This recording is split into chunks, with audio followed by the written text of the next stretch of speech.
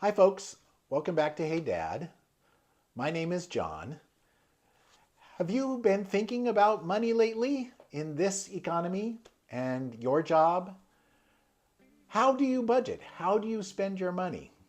I've been asking myself a lot of questions about this lately, and that brings me to what I want to talk about today is budgeting and cash flow as you transition into retirement. Please join me.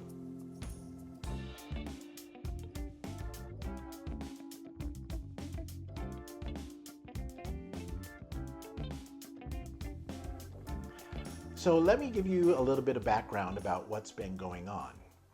I have been recently having to really think about my money and my budget a lot as I determined whether I could transition into retirement in 2026. Add on to that, my daughter has gotten her first checking account. So I've been teaching her how to manage her money and save. And so all of this has been kind of at the forefront of my mind: cash flow, expenses, budgets. I have always had a budget since in my 20s. And then when I had a partner, my husband, he tracked the money for us. But when he passed away unexpectedly, that fell to me. And still today, that is my job. So I spend time tracking my money, which is not something I used to do when I was younger. I had a budget, but I wasn't regularly tracking, was I following the budget? Until I would suddenly realize that, oh my gosh, I don't have enough money to pay this bill. So I learned to track my money periodically throughout a month to make sure that I was staying on budget. Now it's looking like my retirement income in 2026 will actually be a little bit higher than my current income with a job. So I am going to reassess how I'm spending my money, where can I add more, what expenses are actually going to go away, and figure out how to rebalance my budget and my tracking process. I'm going to start going over my budget with you and the tracking process that I follow. And so let me show you what my budget looks like today. All right, this is my current budget, the kind of a summary up here. It's for the 25-26 year. And this will probably change in 26 because that's when I'm going to be retiring. By halfway through the year, I'll be on a different budget. But this is how it exists today, and you can see that about 91% of my expenses are accounted for.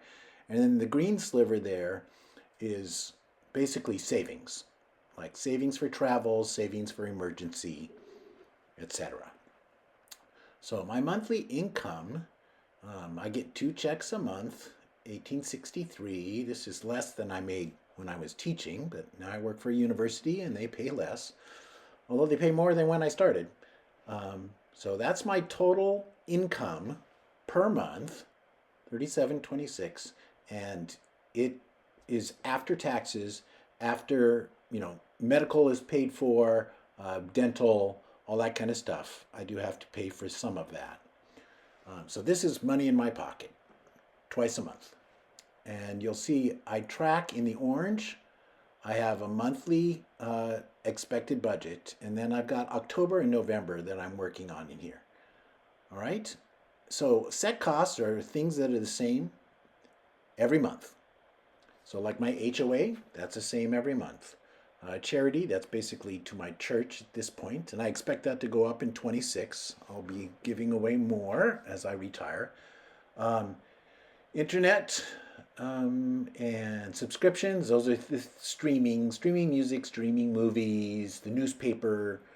I recently cut that by about $10 a month, so I'm expecting that I'm going to have to adjust that in the new year. You can see over in November, these are the expenses I have cost so far in the month. And October is already done there. It's finished in purple. So going on there, we've got garbage, and that is only billed every other month, and it's about $88. So you can see in November I had to pay the full thing, but it's about a $44 per month cost. It's set. I do have an auto loan. I'm finishing in January, so that's going to go away pretty soon. Um, Auto insurance, I do have two vehicles, one gas powered, one electric. Um, and then my mobile phones, that's pretty much set. I'm with a reseller on that. That's two phones. And then our hold accounts, these are expenses that happen every quarter, once a year. Like my homeowner's insurance, I pay that once a year. Property taxes, I make three payments over a period of 6 months. So I have to save for it, and then I shell out a certain amount um, over a 6 month period. Um, my daughter, that 120 some expenses, that is basically her allowance, gifts, summer camp, etc. And then we get down into the variable costs, and these can change, which you'll see every month. So for food, we do about $525 a month for two people. Um, Sometimes I go over that, sometimes I come in quite a ways under it. Lately, I've been trying to make sure that I eat more out of just what we have and don't spend as much. So I've kind of cut those expenses. Water and sewer, they're pretty, um, they've adjusted. We had an increase, I think, of 6%, and I haven't adjusted my bill yet, so it looks like it's averaging higher than it used to be. That's going to need to be adjusted. Natural gas is probably one that's most variable. During the summer it's in the 20s, but in the winter it can be 100, 110. So that's quite variable. We'll see how that pans out. It's been very low lately. We've had a fairly warm fall. And I keep my house pretty cool as it is. So electricity is not so variable.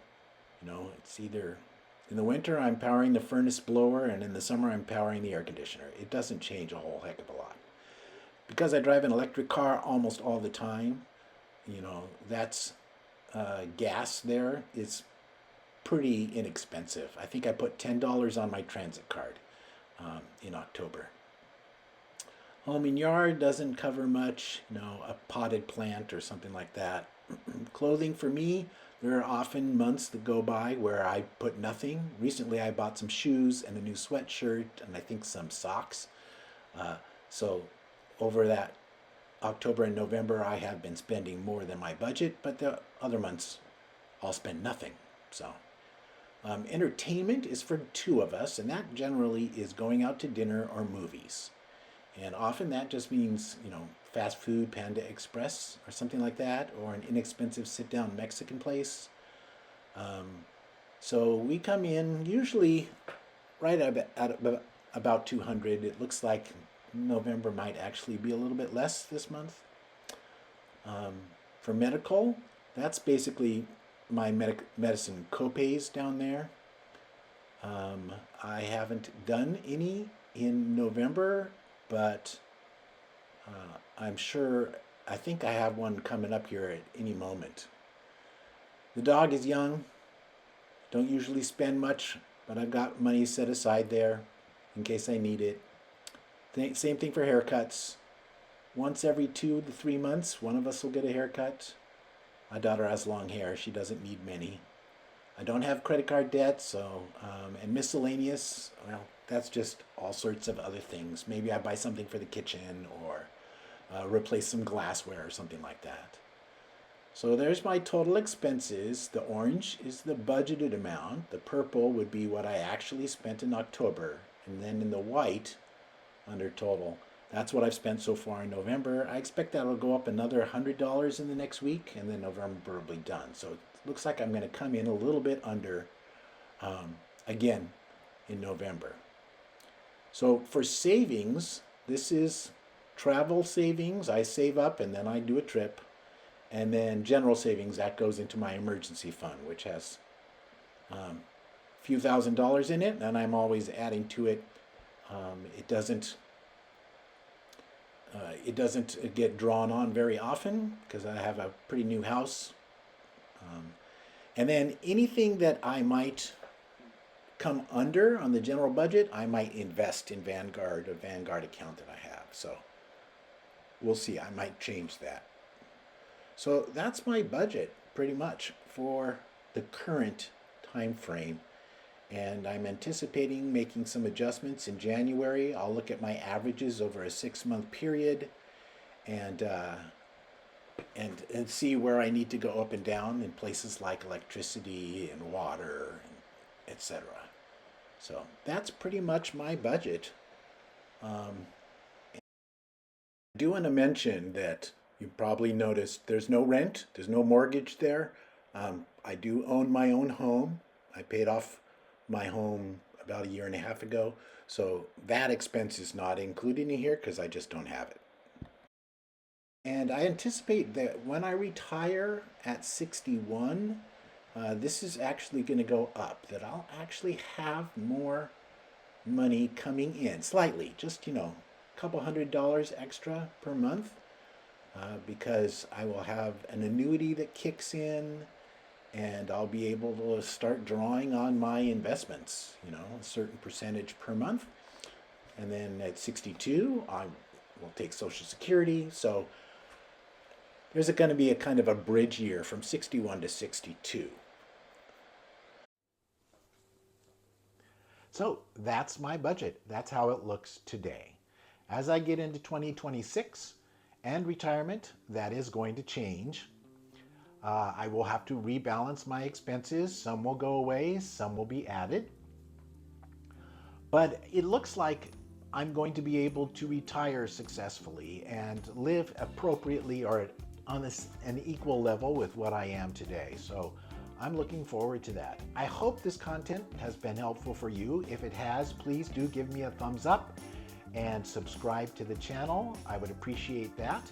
Helps guide me on future content that I can deliver, which is helpful to you. I hope you have a good week, and thanks for dropping by.